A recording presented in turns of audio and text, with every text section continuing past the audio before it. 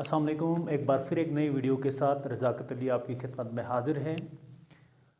आज हमारा lecture number 4 होगा चैप्टर इलेक्ट्रोकेमिस्ट्री के ऊपर। इससे पहले हमने ऑक्सीडेशन और रिडक्शन डिटेल में पढ़ा था।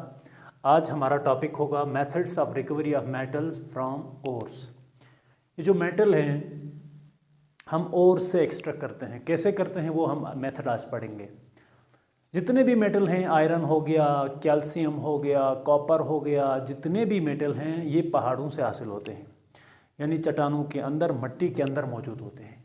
और मिट्टी के अंदर ये प्योर फॉर्म में नहीं होते हैं, इम्प्योर फॉर्म में होते हैं। इम्प्योर का मतलब है कि ये पत्थर, थोड़े बहुत पत्थर इसमें मिक्स होते हैं, अच्छा रेत इसमें मिक्स होती है, मिट्टी इसमें मिक्स होती है, तो लिहाजा वहाँ से इनको साफ़ किया जाता है। उस मेथड को आज हम इंशाल्लाह डिटेल में पढ़ेंगे।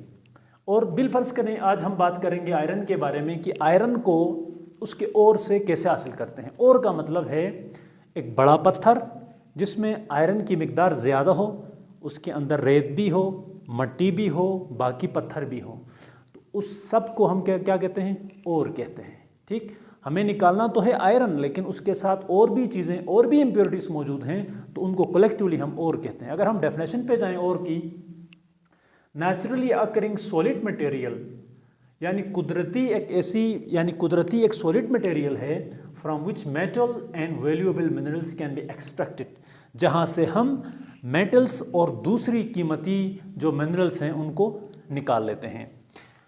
अच्छा, आमतौर पर जो मेटल्स हैं उनको ओर से ऑक्सीडेशन और रिडक्शन के ज़रिए निकाला जाता है, और जो मेटल हैं या तो वो ऑक्साइड की फॉर्म में होते हैं या फिर सल्फाइड जैसे ऑक्साइड या सल्फेट की शक्ल में हो सकते हैं, ऑक्साइड की शक्ल में हो सकते हैं। आज हम पढ़ेंगे कि आयरन को उसके ओर से कैसे एक्सट्रैक्ट करते हैं। तो पहला पॉइंट है कि आयरन ऑक्साइड फॉर्म में होता है और उसके ओर को हम हेमिटेट बोलते हैं, Fe2O3। अब इसको हम कैसे हासिल करेंगे कि इंशाल्लाह मैं आपको ये सिखाऊंगा, आपको समझ में आ जाएगा। देखें, एक ये जो इस तरह की एक भट्टी होती है बहुत बड़ी, ठीक,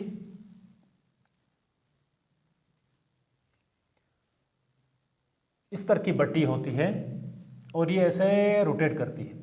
अब इसमें क्या करेंगे, हम ऊपर से हेमिटेट डालेंगे, यानी this ore is place in blast furnace. इसको क्या कहते हैं, इस भट्टी को ब्लास्ट फर्नेस बोलते हैं, ब्लास्ट फर्नेस। ठीक, अब इसमें हम क्या करेंगे, ऊपर से Fe2O3 ऊपर से डाल देंगे। ठीक, यानी Fe2O3 ऊपर से डाल देंगे, और इसके साथ साथ हम क्या भी ऐड करेंगे, लाइमस्टोन भी ऐड करेंगे, लाइमस्टोन भी ऐड करेंगे और कोक भी ऐड करेंगे।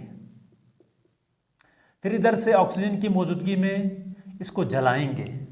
आपको पता है कि कोक तो बहुत अच्छे से जलता है ना, कोयला बहुत अच्छे से जलता है। जब ये जलेगा on ignition, Coke react with oxygen. जो ही ये जलेगा, ये जो कोक है ये किसके साथ रिएक्शन करेगा, ऑक्सीजन के साथ रिएक्ट करेगा, और जिसके नतीजे में कार्बन मोनोऑक्साइड या कार्बन डाइऑक्साइड बनेगा। ठीक, जो ही हम कैल्शियम कार्बोनेट, हेमिटेट और कोक को ऊपर से डाल के इसको जलाएंगे, तो ये जो कोक है ये ऑक्सीजन के साथ रिएक्ट करेगा, C+O CO बनेगा, C+O2 CO2 बनेगा। अगर ऑक्सीजन ज़्यादा हो, एक्सेस में हो, तो CO2 बनेगा।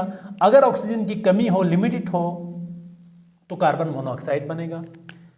और ये जो रिएक्शन है एक्सोथर्मिक होती है, जिसकी वजह से जाहिर सी बात है कोक जला रहे हैं तो एक्सोथर्मिक होगी, बहुत large amount of heat release होगी।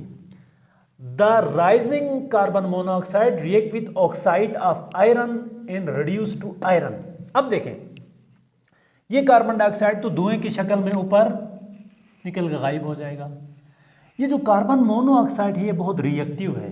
ये क्या करेगा, ये इस हेमिटेट के साथ जो कि हमने ऊपर से डाला था इस भट्टी में, उसके साथ रिएक्ट करेगा। देखें, कार्बन मोनोऑक्साइड हेमिटेट के साथ रिएक्ट करेगा और इसको किस फॉर्म में रिड्यूस करेगा, आयरन की फॉर्म में रिड्यूस करेगा, यानी Fe2O3 को आयरन की फॉर्म में रिड्यूस करेगा। अब ये जो आयरन है इधर बॉटम में हमें मिलेगा और हम यहाँ से आयरन को हासिल करेंगे।